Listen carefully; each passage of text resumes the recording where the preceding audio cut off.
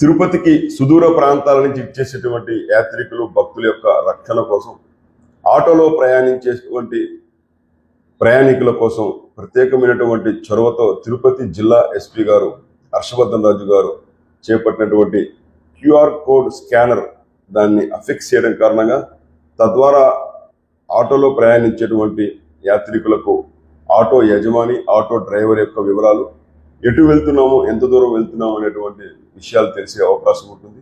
అదేవిధంగా మధ్యలో ఏదైనా ఇబ్బంది అయినప్పుడు వెంటనే సంప్రదించాల్సినటువంటి అధికారుల యొక్క ఫోన్ నెంబర్ అందుబాటులో ఉంచడం కారణంగా ఒకవైపు భక్తులకు రక్షణ భద్రత కూడా కల్పించినట్లు అవుతుంది. అదేవిధంగా ఇక్కడ ఆటో డ్రైవర్ల యొక్క గౌరవం కూడా పెంచినట్లు అవుతుంది. సుదూర ప్రాంతాల నుంచి వచ్చే యాత్రికుల ద్వారా తిరుపతికి పరపతి పెరిగే అవకాశం ఉంటుంది. ఇదే విధంగా తిరుపతి ఎస్పీ గారిని నేను ఒక చిన్న విజ్ఞప్తి చేస్తున్నాను. తినుబండారాలు అమ్మేటువంటి రోడ్ల మీద తినుబండారాలు అమ్మేటువంటి టిఫిన్ బండ్లు, హోటళ్ళు యజమానులు, అదేవిధంగా అక్కడ పనిచేసేటువంటి సిబ్బందికి కూడా కౌన్సిలింగ్ వాళ్ళకి నేర్పించాల్సిన అవసరం ఉంది.